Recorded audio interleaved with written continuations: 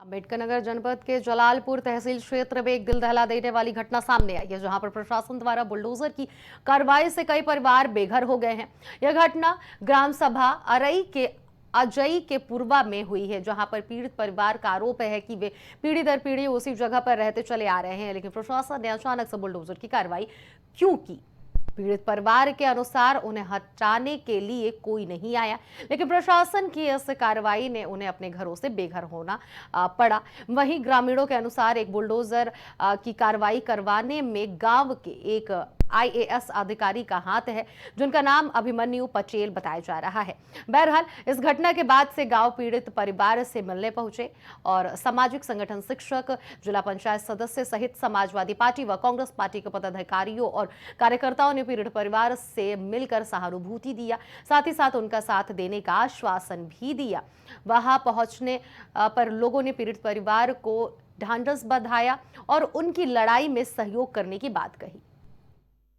मैं प्रशासन के लोगों को ये बताना चाहता हूँ कि ये लोकतंत्र है, सबको ये कहने का हक है, अधिकार है, ठीक है। बगैर कानूनी कार्रवाई किए हुए एक सिस्टम होता है, नोटिस दी जाती है, बताया जाता है, ऐसे एकाएक किसी का घर ढाया नहीं जा सकता है।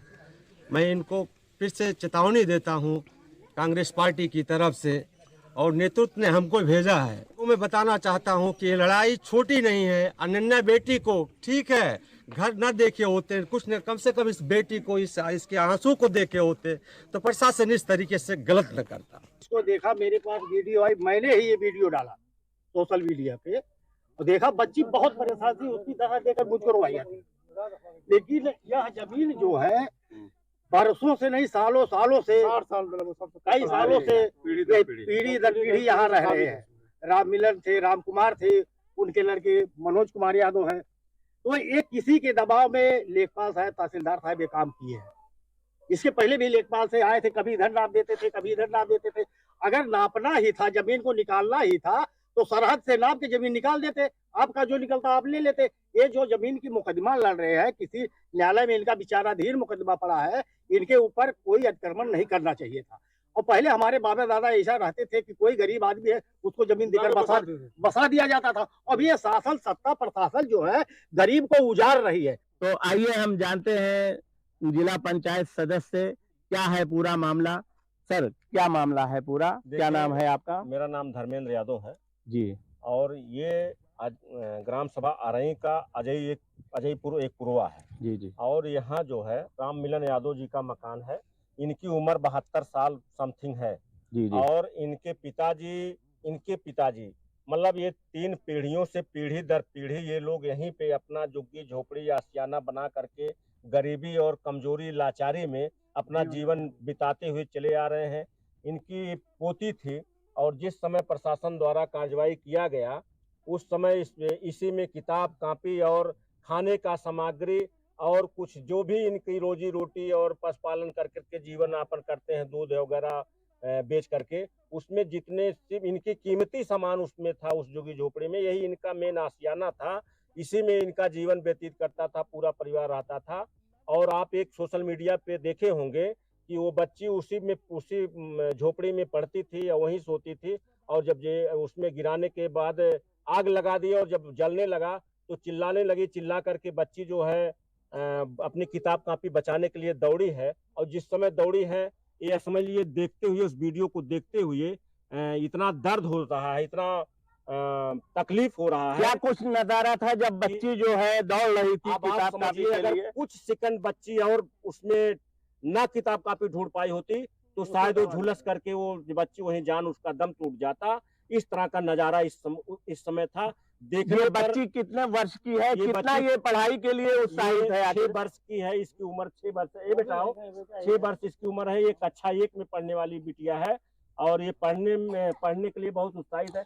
ये बच्ची यही है जो बच्ची बस्ता और किताब लेने के लिए दौड़ी थी जलती हुई आग में। बेटा, क्या कहना, कैसे आपको आग लगी और आप दौड़ी? क्या आपको आग का डर नहीं लगा? नहीं डर लगा।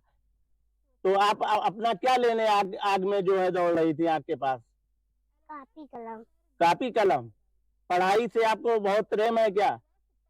अच्छा, क्या कहना चाहेंगी? पढ़ेंगे। पढ़ेंगी आप इस पर क्या कहना चाहेंगे? साहब, जानवर भी मर रहे हैं, जानवर भी मर रहे हैं इसी घाम में। और जानवर भी मर रहे हैं, तुम आ जाओ, किसी दे दो। क्या कहना चाहेंगे आप? मिले चाहिए हमें ही। ये आपका है? मुकेश दो। आपका क्या नाम है आपका? राम मिलन। दूसरे को दो। राम मिलन। कितने साल से यहाँ रहते थे आप? 100 बरस से। तो क्या ये जमीन का कागजात आपके पास नहीं था, आपके नाम दर्ज नहीं थी? नहीं, तो कै साल से आप यहाँ रह रहे हैं? आबादी कहते इनके पिताजी थे। पिताजी रहे। फिर भी कितना साल हो गया आपको इस पर रहते हुए?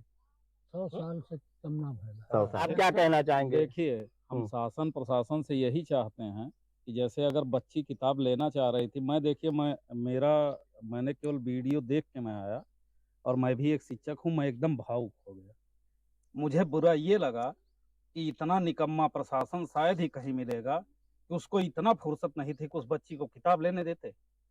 मैं चैलेंज देता हूँ, जितना वो बच्ची पढ़ना चाहेगी उसको पढ़ाएंगे, और जो एसडीएम जो अधिकारी बन के आए थे वो भी उसी किताब के दम पे बन के आए थे। उनके बाप दादा उनको एसडीएम डीएम नहीं बना दिए थे। अगर वो पढ़े लिखे ना होते, कम से कम इतना उनके अंदर मानवता होनी चाहिए थी, इतनी तमीज होनी चाहिए थी कि कम से कम उस बच्ची को उसका किताब कापी लेने देते। और मैं पूछना चाहता हूँ तहसीलदार महोदय से और एसडीएम साहब से कि जलालपुर में कितनी ऐसी जमीनें हैं जिस पर वो कब्जा खाली करवा दिए हैं। केवल एक परिवार उसी बच्ची के लिए उनको करना था कार्रवाई, और जिसके इशारे पर वो कार्रवाई की जा रही है आइए, उसको भी उसका माकूल जवाब मिल जाएगा। आने दीजिए। किस तरह से आपका कहना है कि वो जो अधिकारी यहाँ पर आए थे वो भी उसी शिक्षा को जो है हासिल करके यहाँ पर आए थे, और एक बच्ची की किताब का मामला था, तो बच्ची को किताब लेने के लिए मौका नहीं दिया गया और बुलडोजर की कार्रवाई कर दी गई आनन फानन में। तो यहाँ पर बहुत सारे लोग इकट्ठा हैं और लोग आक्रोशित हैं कि इस तरह से आनन फानन में कार्रवाई नहीं करना चाहिए था। यहाँ पर कुछ लोग पहले से आ जाते और मकान को, इनके सामान को हटवा दिया जाता, जिसके बाद ये कार्रवाई की जाती। आप देख रहे थे prime TV, Mohammad Rashid Syed, Ambedkar Nagar. Prime Uttar Pradesh में फिलहाल इतना ही। बाकी खबरों के लिए जरूर बने रहिए प्राइम टीवी के साथ।